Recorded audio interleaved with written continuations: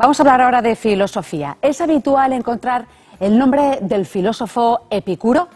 Que lo tenemos aquí detrás, asociado a restaurantes y a tiendas para gourmets. Pensamos que Epicuro o Epicurio es una persona sibarita. Incluso hay un puro habano que lleva su nombre, Epicuro.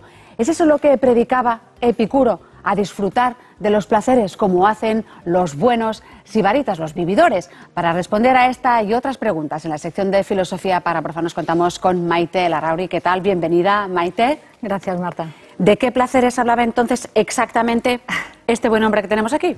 Bueno, primero habría que explicar por qué ha habido esta deriva, ¿no? de Epicuro a los restaurantes que se llaman epicúreos.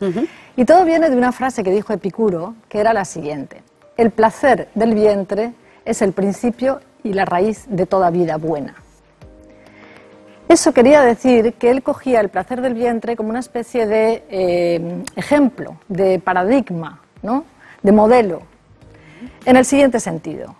Cuando tú tienes hambre, a lo mejor es el momento ahora, notas el estómago vacío y entonces sientes dolor, insatisfacción.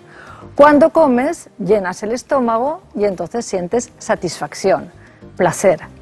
Y el placer y el dolor es esa satisfacción e insatisfacción que recibimos cuando tenemos el estómago vacío o lleno. Y eso es un modelo para todo tipo de placer. De manera que Epicuro pensaba que no es que hay que poner límites a los placeres, sino que el placer en sí mismo ya es un límite. ¿Por qué? Porque si tú comes mal o comes demasiado o demasiado poco, tú no recibes placer. El placer es la satisfacción. Y esa satisfacción no puede convertirse en otra cosa, en una vomitona. Lo mismo cuando bebes. Por lo tanto, el estómago, el vientre, tiene su propio límite. Y ese límite es el límite del placer. ¿Qué pasa con los restaurantes? Hace poco encontré lo siguiente, de una cadena de restaurantes. Decía: el placer gastronómico es el principio y la raíz de toda vida buena. Es decir, habían cambiado lo del placer del vientre por el placer gastronómico. Y entonces ya no estaba asociado a un vacío lleno, que es simple, ¿no? Lo que proponía Epicuro, sino que ya es otra cosa. El placer gastronómico es un placer rebuscado. Y ahí es donde como frase de marketing es bueno, sí, ¿no? Como frase vale, pero el significado de esta frase es lo que nos interesa, ¿no?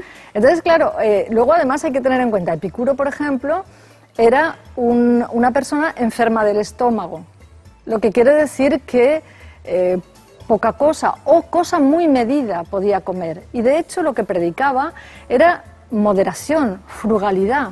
Es decir, que las cosas se seleccionaran, que no se comiera cualquier cosa, que hubiera una selección. Y como eso es un modelo para toda la vida, no sirve solamente para comer. Por ejemplo, el jardín de Epicuro, ¿qué era? Pues era una especie de comuna, de casa con jardín, donde él había seleccionado con quién vivir. No se puede estar viviendo con todo el mundo. Los amigos son pocos. Esos pocos que tenemos son aquellos con los que quiero vivir. Por tanto, yo selecciono lo que como, selecciono con quién hablo, selecciono de lo que hablo. Es decir, hago siempre, digamos, esa especie de selección frugal de lo que a mí puede llenarme. Entonces, ¿es fácil ser epicúreo tal y como decía él mismo? De lo más complicado. Y de lo más complicado porque yo creo que en general, ¿no?, las personas preferimos que las cosas estén prohibidas o permitidas antes que moderadas por uno mismo.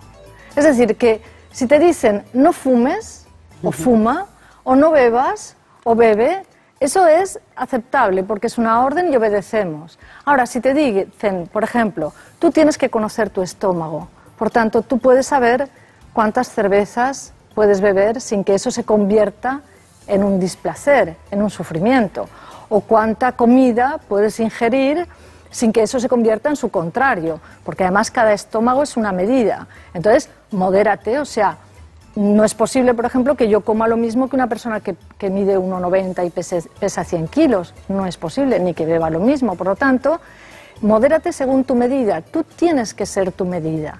Y eso es mucho más complicado. Las personas preferimos un blanco-negro. Claro. Hoy sería prima hermano también de aquel nada en exceso.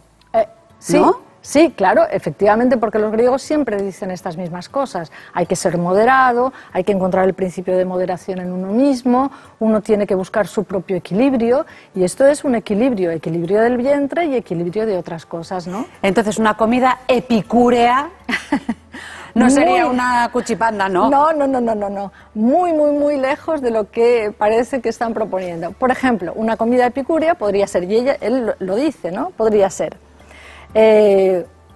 pensando en Grecia en el siglo IV antes de Cristo, ¿vale? Entonces, unos higos, un poco de uva, un vaso de buen vino y un trozo de queso. Con unos amigos, en una discusión interesante, bajo una parra, mirando el mar de Grecia delante, ¿qué más quieres? Eso es un festín, eso es un lujo, eso es el refinamiento en el placer y no a lo mejor otro tipo de cosas. Claro. Eso es Epicuro y eso es lo que nos ha contado hoy Maite Larrauri. Muchísimas gracias por arrojar luz a esta filosofía para profanos. Gracias a vosotros.